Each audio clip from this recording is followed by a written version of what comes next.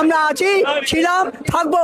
Mamata Banerjee minus যে এমএলএরা গেছে তাদের বউও তাদের সঙ্গে আছে কিনা বা তাদের স্বামীরাও তাদের সঙ্গে আছে কিনা এটা চিন্তার বিষয়।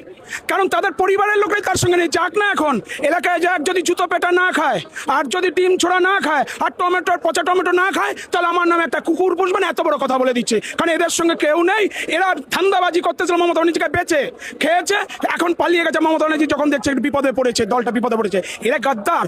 এই গাদ্দারদের বাংলার মানুষ প্রশ্রয় দেবে না, এটা আমরা জানি। আগামী নির্বাচন যখন বেড়া দাঁড়িয়ে দেখো, প্রত্যেকটা কেন্দ্রে এদের জামানত জব্দ হবে, এটা আমরা দায়িত্বহীন ভাষায় বলছি। আমরা যারা বেঈমান নই তারা দিদির সাথে ছিলাম, আছি, থাকবো। তাই অক্সিজেন তো ছিলই, আজকে যেন আমরা নতুন করে চাঙ্গা হলাম।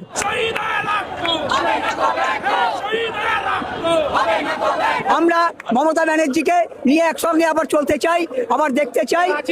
আমরা আছি, ছিলাম, থাকবো। দিদির নামে কোনো কলঙ্ক যে দেবে তাকে আমাদের যত কর্মীরা আছে গুড়িয়ে দেবে একদম।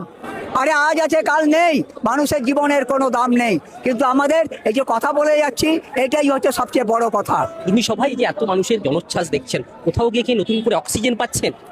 অক্সিজেন তো অবশ্যই, কারণ আমাদের নেত্রীর নাম মমতা বন্দ্যোপাধ্যায়।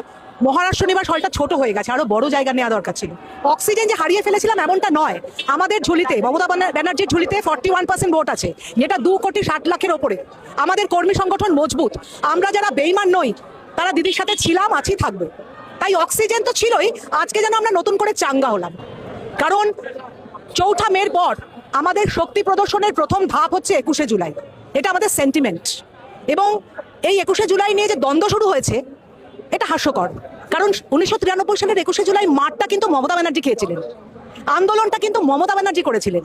এই যে সিপিএম এর ছাপ্পা ভোট, রিগিং, বুথ দখল, উনি বলেছিলেন নো আইডেন্টিটি নো ভোট।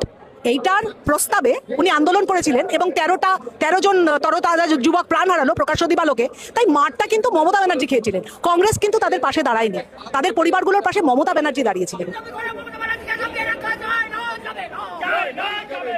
আমার ভিডিও আপনাদের ভালো লাগে, কমেন্ট, লাইক, শেয়ার করে দিবেন।